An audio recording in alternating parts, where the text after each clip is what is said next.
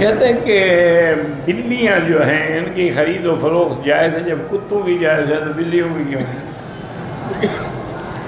بھائی جب کتا شکاری اور پہرے کے لیے رکھنا جائز ہے، یا مجرموں کو پکڑنے کے لیے خصوصی کتے ہوتے ہیں ان کا خریدنا، ان کی قیمت جو ہے 50-50 لاکھ ہوتی ہے، وہ جائز ہے، تو بلی بیچاری کا کیا قصور ہے؟ اس کا بھی جائز ہے۔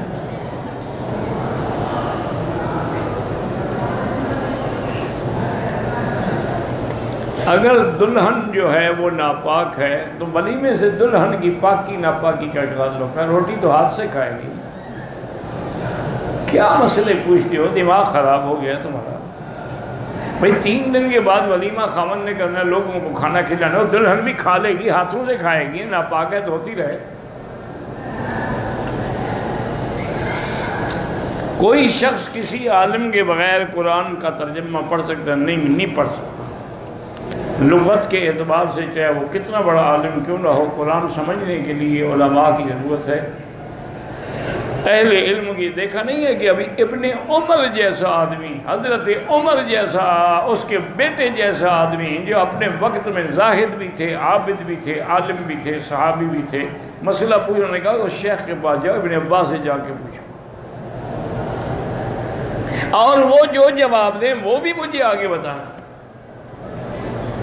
جب انہوں نے آگے بتایا، اچھا آج مجھے پتہ لگا کہ واقعی ابن عباس کو اللہ نے قرآن کا علم دیا۔ تو صحابہ مسئلہ نہیں سمجھ سکتے تھے، تم سمجھ لو کہ خود پڑھ کے، یہ خود پڑھ کے تو لوگ گمراہ ہوئے ہیں۔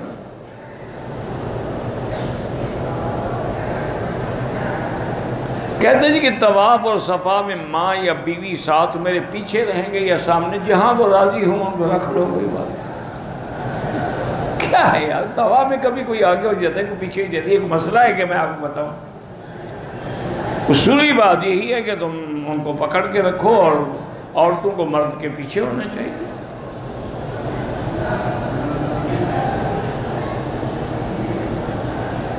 ہمارے انڈیا میں کچھ لوگ جو ہیں پری پتہ نہیں گیند والی لوئی پہنتے ہیں،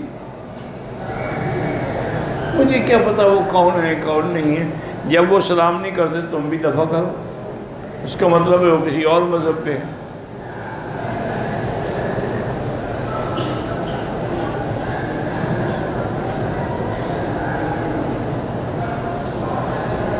کہتے جی کہ لاہور میں شیعہ کے نامور عالم نے اپنی امام بارگاہ میں ختم نبوت اور وحدت امت کے نام پہ کانفرنس کی، جس میں مسالک کے علماء نے شرکت کی، زاہد الراشدی صاحب بھی شریک ہوئے، مولانا زاہد الراشدی کی امامت پہ نماز بھی ادا کی۔ میرا بھائی گزارش یہ ہے کہ ختم نبوت کا مسئلہ جو ہے یہ مشترک مسئلہ ہے، یعنی اس میں بریلوی، دیوبندی، شیعہ الگ الگ نہیں ہیں، سب ختم نبوت کے قائل ہیں۔ اس لیے جب امیر شریعت سید عطا اللہ شاہ بخاری رحمۃ اللہ علیہ اس کی قیادت کر رہے تھے تو آپ کے ساتھ بڑے بڑے بریلویوں کے علماء، ابو الحسنات جیسے، اور شیعہ میں سے شمسی بھی تھا، اور ایک عین غین قراروی ہوتا تھا وہ بھی تھا، اور بھی کئی لوگ تھے جو ملے ہوئے تھے۔ تو اس میں کوئی ایسی بات نہیں ہے۔ اگر ایک حق مسئلے کے لیے اپنے پرائے سب ملنا چاہتے ہیں تو ملانے کی کوشش کرنی چاہیے، نہ کہ توڑنے کی کوشش کریں۔ اگر اس نے ختم نبوت کے لیے اور وحدت امت کے لیے کوشش کی ہے تو ٹھیک ہے، اچھی بات، اس سے کم ملنے کا ذریعہ تو بنے گا نا۔ اب دیکھیں نا، وہ شیعہ کا بڑا، آپ کہتے ہیں، میں تو خیر نہیں جانتا وہ کون ہے، نام میں نے سنا ہے، تو جواد نقوی کا بھی اور ساجد نقوی کا بھی نام تو میں نے سنے ہیں، یہ ان کے بڑے ہیں، لیکن نہ کبھی ملاقات ہوئی ہے، نہ میں جانتا ہوں ان کا علمی حدود اربع کیا ہے۔ بہرحال دیکھیں نا، اب اس نے نماز زاہد الراشدی کے پیچھے پڑھی ہے، تو زاہد الراشدی تو آپ کے عالم ہیں، تو ان کو اس نے امام مانا، امام بنایا، ان کے پیچھے نماز پڑھی. یہ تو الٹا تمہارا فائدہ ہے، تمہارا نقصان کیا ہو گیا؟ اس زمانے میں بھی یہ سب کٹھے ہوتے تھے. خود یہ شمسی کہتا ہے کہ میں نے ختم نبوت کے مسئلے پر جیل میں تھا، اور پتہ نہیں 6 مہینے بعد یا کتنے کے بعد میری رہائی ہوئی. تو میں رہا ہو کے، وہ لاہور کے رہنے والے تھے، میں آیا، میں دل میں بڑا پریشان تھا کہ اتنا عرصہ جیل میں کٹ گیا اور کوئی جائیداد نہیں، کوئی ذریعہ نہیں، میرے بیوی بچوں کا کیا حال ہوگا، اور اب میرے پاس بھی کچھ نہیں کہ میں کم از کم راشن واشن کچھ تو لے کے جاؤں نا. وہ کہتے ہیں کہ جب میں گھر پہنچا تو میں نے دیکھا کہ ایک آدمی کھوتا ریڑھی سے بوریاں اتار رہے ہیں، آٹے کی بھی اور گھی کی بھی اور ڈبے بھی، اور میرے جاتے جاتے وہ اتر گئی تو جلدی جلدی چادر انہوں نے اوپر سے لپٹی ہوئی تھی اور جلدی جلدی چل رہے. میں پیچھے دوڑا ان کے، بھی یہ کون اللہ کا بندہ ہے جو میرے گھر میں آٹا پہنچا رہا ہے. میں آگے گیا تو حضرت لاہوری تھے. میں نے جا کے، میں تو قدموں میں گر گیا. میں نے کہا حضرت آپ نے کیا تکلیف؟ میں نے فرمایا بھائی آپ میرے آقا کی ختم نبوت کے لیے جیل گئے ہیں تو اتنا تو ہمارا بھی حق بنتا ہے کہ آپ کے گھر والوں کا خیال کریں. اگر آپ نے قربانی دی ہے تو اتنا حق تو ہمارا بھی بنتا ہے.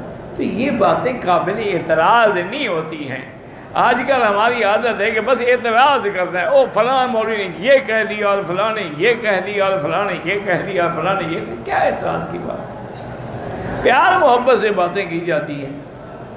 اور بڑا لطیفہ ہوا ایک دفعہ کہ جیل میں تھے یہ سب حضرات، ابو الحسنات وغیرہ بھی، شاہ جی رحمۃ اللہ علیہ، سب بڑے بڑے علماء. اور خدا کی شان ہے کہ 12 ربیع الاول کی رات جو ہے وہ جیل میں آ گئی. اب وہ جو بریلوی علماء تھے نا، انہوں نے آ کے کہا شاہ جی سے کہ شاہ جی بات یہ ہے کہ آپ دیوبندی ہیں، آپ میلاد کے قائل نہیں ہیں، لیکن ہم تو رات میلاد منائیں گے. ہم نے تو سپرنٹینڈنٹ جیل سے اجازت لی ہے، وہ بارکیں کھول دیں گے، باہر میدان میں ہم جلسہ کریں گے. میں نے کہا بھی ٹھیک ہے، میں نے آپ کو منع تو نہیں کیا نا. ٹھیک ہے میں قائل نہ بھی ہوں لیکن میں نے آپ کو منع تو نہیں کیا. اگر میرے نانے کی تعریف ہوگی تو مجھے خوشی ہوگی، تکلیف تو نہیں ہوگی. حضور میرے نانا ہیں، تمہارے تو کچھ نہیں لگتا ہے. وہ ہنس پڑے. بہرحال اب ان سب نے فیصلہ یہ کیا کہ ایسا کریں کہ اگر ہم نے آخری تقریر رکھی نا عطا اللہ شاہ بخاری کی تو وہ سب کو دھو ڈالے گا. ہماری پہلی تقریریں اور دلائل اور ہمارے جو چیزیں ہیں ساری کو پانی پھیر دے گا. اس لیے شاہ جی سے تقریر پہلے کروا لو، بعد میں ہم کریں گے. انہوں نے آگے شاہ جی سے کہا، پہلے نعتیں ہوتی نہیں، تلاوت ہوتی. انہوں نے کہا شاہ جی فیصلہ جماعت کے یہ ہے کہ آپ پہلے تقریر فرما لیں. شاہ جی سمجھ گئے، خطیب تھے پرانے اور پرانے بڑے بڑے لوگوں سے ان کا ملنا اٹھا. تو شاہ جی رحمت اللہ نے کہا کہ ٹھیک ہے حضرت، آپ کا جو بھی حکم ہوگا میں تو تعمیل کروں گا. حضرت نے جو تقریر شروع کی نا 12 بجے رات سے، تو اذان خود دی سٹیج پہ کھڑے ہو کر. ساری رات ہی گزر گئی. اذان دے کے کہا جی نماز پڑھو. انہوں نے کہا جی پڑھاؤ نماز. شاہ جی سید آپ آگے کھڑے ہیں. تو اس طرح بھی ہوتا ہے، کوئی جھگڑا بھی نہ ہوا، وہ میلاد بھی نہ منا سکے، شاہ جی نے اپنی سیرت کی تقریر بھی کر دی. تو اگر حوصلہ رکھو نا تو بہت سارے کام ٹھیک ہو سکتے ہیں. اگر حوصلہ نہ ہو تو پھر کام بگڑ تو سکتا ہے، ٹھیک نہیں ہو سکتا.